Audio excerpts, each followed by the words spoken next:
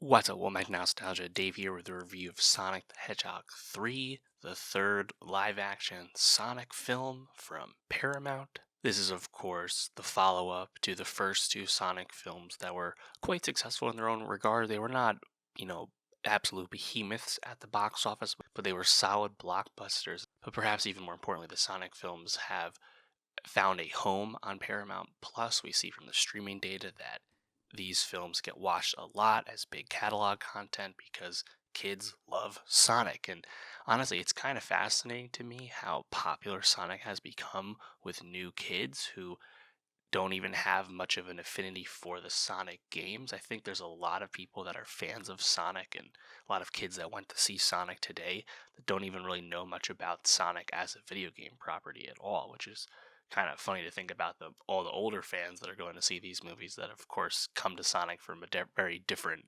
perspective. And this Sonic franchise has already been blown out a bit. There was the Knuckles Paramount Plus spin-off series earlier this year, of course, starring Idris Elba in the voice role for Knuckles. And Sonic the Hedgehog 3, of course, features the long-awaited debut of Shadow, one of the key figures in the Sonic game series and the Sonic animated shows and whatnot, the chief antagonist and foil to the lead protagonist of Sonic, of course. And the question remains, is Sonic the Hedgehog 3 any good? The best aspect of Sonic 3 is the continued manic performance of Jim Carrey as Dr. Robotnik, who does return despite some illusion that his character might have been killed off in the previous film. And to make it even more fun, Carrey gets to play a dual role this time around as he also plays Robotnik's grandfather. The fourth wall breaking and the meta commentary from Carrey in this film is the most interesting aspect of the Sonic films to, I think, the average adult viewer. If you're not a big fan of Sonic the property, Sonic the franchise, whether that be the games, previous shows, the previous movies, there's not a lot here for you because ultimately Sonic the Hedgehog 3, like its two predecessors, is a kid's movie. The plot is dumb, the script is dumb, it's expository, it's predictable, it's very thin with motivation wise. You're really here for the spectacle of watching these famous characters do their thing on the big screen. And if that's not for you, then there's really not much here to be interested in. The introduction of Shadow presented at least an interesting opportunity to add a little bit more, sauce to this film franchise, I guess you could say. And Keanu Reeves does the voice work, I think, pretty good. He does the brooding effectively, but ultimately I just think it's kind of undercooked. And of course, the turn from villain to more of an anti-hero is very telegraphed in the film. Yeah, ultimately I don't have like a whole lot to say because there's just no depth really to speak on with the film. I mean, it was interesting. I actually didn't know she was in the movie to see Kristen Ritter show up as a like government figure. Not the best performance from her, but I'm happy to see her just because I haven't seen her much lately. But yeah, I just like think like if you're not a fanboy, if you're not a fan of this franchise, and you're not a young child or you're not an adolescent boy, there's just not a lot here for you. And I think that's okay.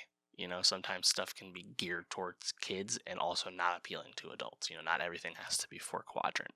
And I think that ultimately bears out in the performance of these movies. These movies are successful films, but they're not the highest grossing films of the year. Sonic the Hedgehog 2 grossed $400 million worldwide. That's a successful entry, especially because these movies are not, extremely well high budgeted or anything like that. That's a strong enough box office to justify continuing the franchise, of course. It's an upward trajectory, but these are not billion-dollar movies. These are not behemoths.